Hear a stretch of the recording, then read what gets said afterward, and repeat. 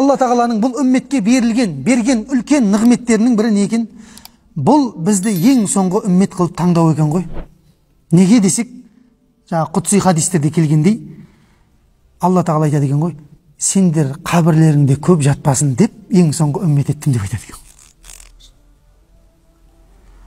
Енді ол қабір не тозақ шұңқырларынан бір шұңқыр, не жәннат бақшаларынан бір бақша дейді пайғамбар саллаллаху алейхи вассалам айтады. Жақсы болса, қабірің ұзақ жатқаның жақсы да. Қиын дұрыс болмаса, қиын онда ол. Және не дейді? Сенің үмметіңнің өмірін қысқа қылып қойдың дейді Алла Тағала айтады.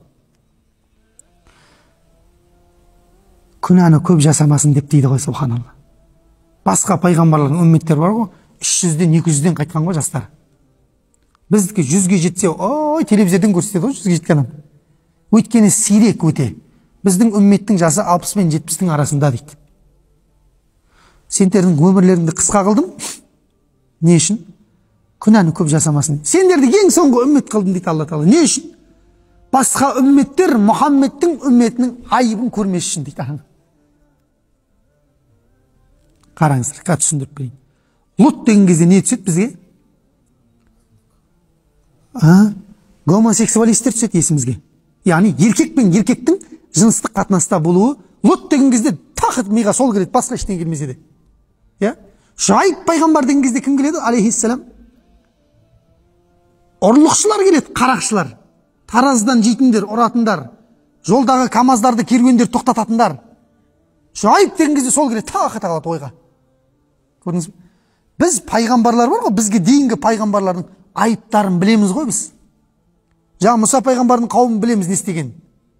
Кітті еліне шығып кетсе болды, Аллаға шерік қосып кете беретін болған.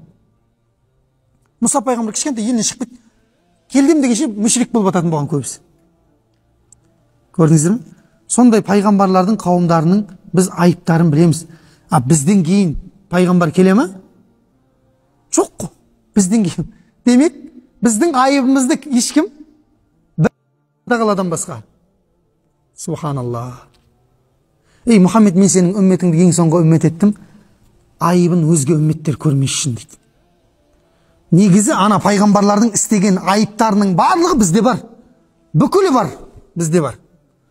Бізде ойнастықта бар, еркекпен еркекте үйленіп атқан бар, итпен үйленіп атқандар бар, дұрыс па? Неше түрлісі бар ғой, олардың істемегеннен де артық істеп жатырық біз. Ұрлықшылар жетеді бізде. Бандиттар да жетеді, бәрі бар бізде. Жолға түсетін, жол кеспе, бау кеспе, ұры, бәрі бар, дұрыс па? Жаңа пайғамбар, ататалған пайғамбарлардың қауымдағы істеген күнәлардың барлығы бар. Бірақ не? Бірақ оны бізден кейінгі келетіндер білмейді екен. Өйткені бізден кейін келетін пайғамбар жоқ.